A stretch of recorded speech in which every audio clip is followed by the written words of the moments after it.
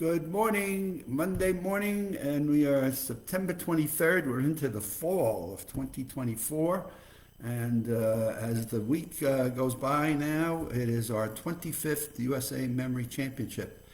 And it gets me to think back, my goodness, 1997, we did our very first event at the Park Central Hotel in New York City.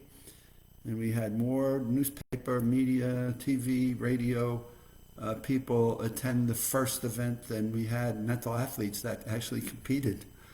The good news is we've gotten more mental athletes to compete and demonstrate to themselves that they can, in fact, learn skills that can help them improve their memory.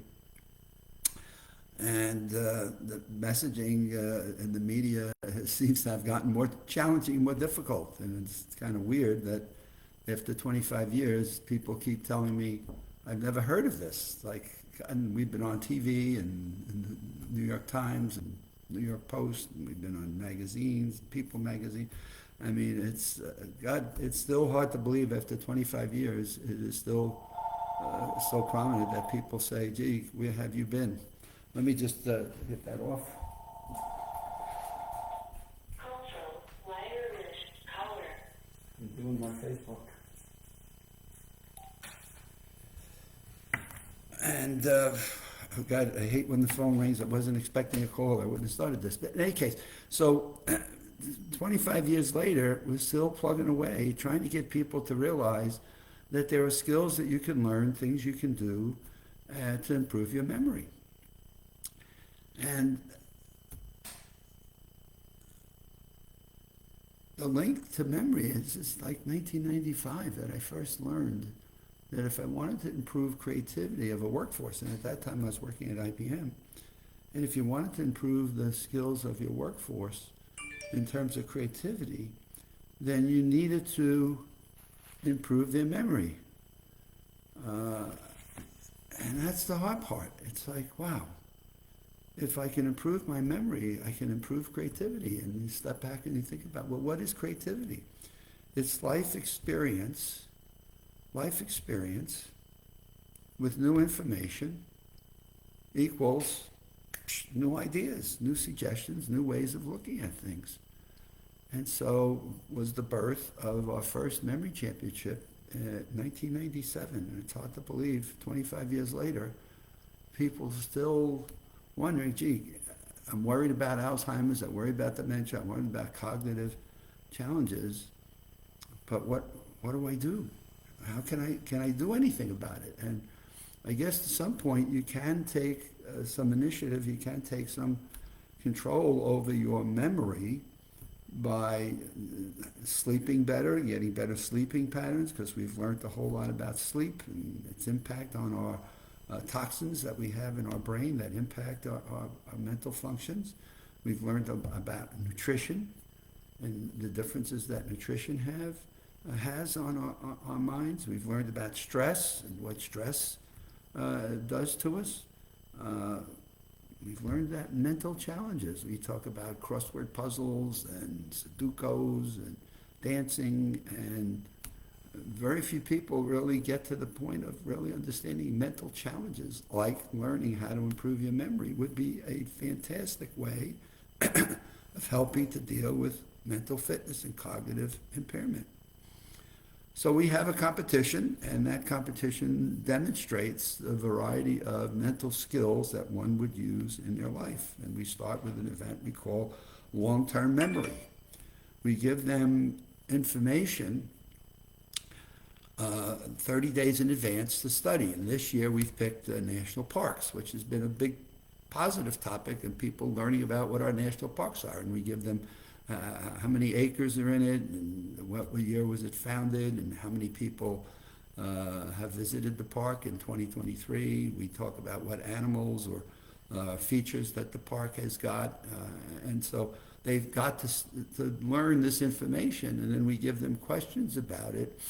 And I don't call it trivia. We give them, here's the information we're going to give you. We expect you to learn it and memorize it in a way that you can comprehend it, and you can respond to a series of questions. Like, for example, how many national parks are there in Alaska? Or how many parks are there in Wyoming? Or how many parks have got more than 10 million visitors to it? And tell me what they are. And so we have a diversity of questions that we will give them, and they get to comprehend the information they've studied over the last 30 days, and they have to demonstrate their utilization of that information. It's not just, well, you just give me facts and info and just like a spelling bee where you just parrot back it out, but how do you comprehend the information you're absorbing and utilize it in a productive, positive way?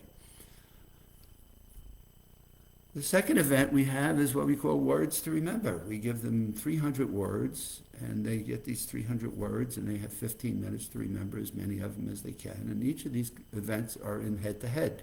So in the first event, long-term, we eliminate 3 people. And then in the long-term,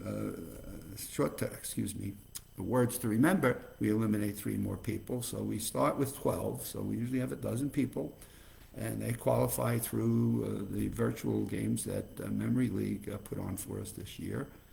And so they go from the Memory League qualifiers to 12 people, and they compete, and then we eliminate 3 in each event. So the second event is Words to Remember, and we eliminate 3 more people in that particular event. We go from Words to Remember to the Tea Party, and we call it the Tea Party because we have videos of 5 people, and they give their name and their phone number and their address and maybe their favorite foods, maybe hobbies, maybe a car that they like, and we give them, again, a diversity of information. It's like if you were meeting these people at a tea party or some social event, and they were giving you certain information. Would you remember their name? Would you remember how to do their contact? Now, I know today we take out our iPhones, and so we kind of dumb ourselves down a little bit. We go to the iPhone, we put in a phone number and maybe an address. But the purpose of the event is to, again, demonstrate to people in a networking function. These are data bits that you might like to learn about people, like what are their hobbies and what might be their favorite food, so that when you meet them again, you have the retention of information that helps build interpersonal relationships and interpersonal skills. We finished the tea party, and we eliminate 3 more people, and now we're down to 3. And we have 3 people that are left that now have to compete in what we call double deck or bust. We give them 2 decks of cards and 5 minutes to study them. They're shuffled, obviously, and then we ask them to recall the order, and the first person gets the first card, and the second person gets the second card, and the third person gets. And we've had people that have been able to go through all 104 cards, which is amazing. But normally by the time we get to maybe 75, 80 cards, we've eliminated 2 more people, and now we know who our USA Memory Champion is. And the event will be held at Full Sail University. They give us it's a great project for the students that are graduating through their media program. And it's also a great opportunity for their students to do something that gets put out on YouTube. And so they do the recording, and then Nelson Dellis, the last couple of years, has been just wonderful. He's a 5-time memory champion, by the way.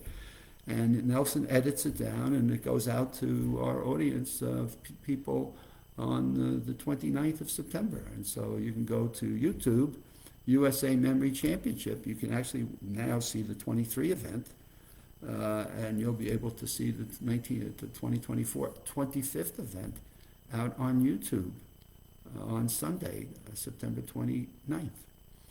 And all we ask the mental athletes to do is only share with a limited amount of people, your personal friends, and how you might have done in it, and let the rest of the world watch it on the 29th and see who our 25th USA Memory Championship will be. And I get such a lift from seeing the difference that it makes to people's lives, because people say, gee, why do you do this? And I see the difference it makes in people's lives, and that to me is what it's all about. And so I want to thank Full Sail University for hosting it for us again this year, and certainly Lumosity, who helps provide the games that we use in the beginning of the competition. I certainly want to thank Robert Ajamian from MIT, who has just been the neuroscientist person that really helps support the integrity of what we do and how we do it. And certainly Karen Pinson, who is just amazing in the coordination and the work that she puts into it. So stay tuned. Come Sunday, YouTube, USA Memory Championship. Have a great week. And you certainly shall see me come Sunday, but I'll be back here with you on Wednesday. So have a good week, and we're off and going.